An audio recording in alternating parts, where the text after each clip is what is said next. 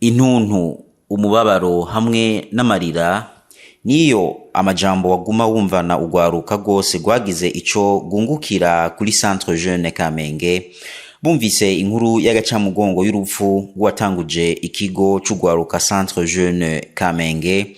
Umumisiyoneri umuzaveri ariwe Claudio Romeo Marano.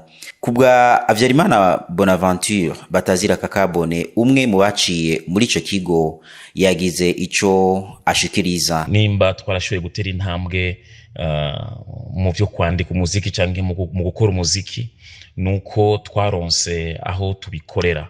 Hari igihe abantu benshi ari igihe baba bafise ibintu mu mutwe cyangwa usanga bafise ubumenyi kanaka ariko ntibaronka ahantu bashobora kwaguka, bashobora kubishira mu ngiro kugira ngo ibyo bintu vyabo bishobore kugira intambwe yindi, kuko uronse ahantu mubikorera ukagira naho bigirira pratique, ko to pratique yacu yari amaconcert twakora mu buraro kubwisagara ca Bujumbura, za Kinama, Cibitoke, Kamenge, Ngagara, Gihosha.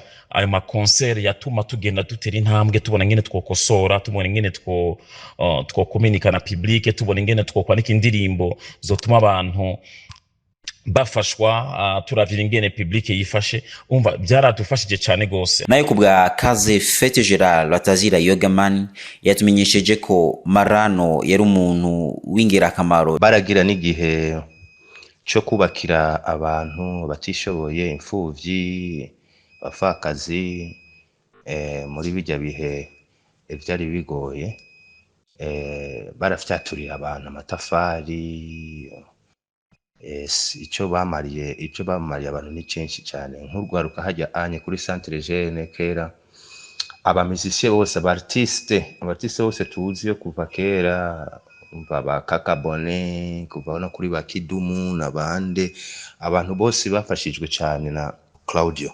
Barigisha indimi, barigisha ivyuma, kuvuza, amasonorisation. Ico babahomvye urumva n'ibintu nk'ivyo, kuko hari opportunity nyinshi zakunda kuhaba. N'abandi bamwe barajanwa ni Burayi kuja kwigira ibindi bintu. Claudio Marano yitavye Imana ku munsi wa gatandatu kw'igenekerezo rya 27 mu Kakaro umwaka 2024 kuri Hôpital Pascal yo mu gisagara ca Napoli mu Butaliyano. Claudio Marano yaje mu Burundi kuva mu mwaka w'1981 aho yashikiye mu Minago, aho yariko yiga ururimi rw'ikirundi. Mu mwaka w'1984 ari kumwe n'abandi bapatiri barirukanywe mu Burundi, aho yaciye asubira mu Butaliyano.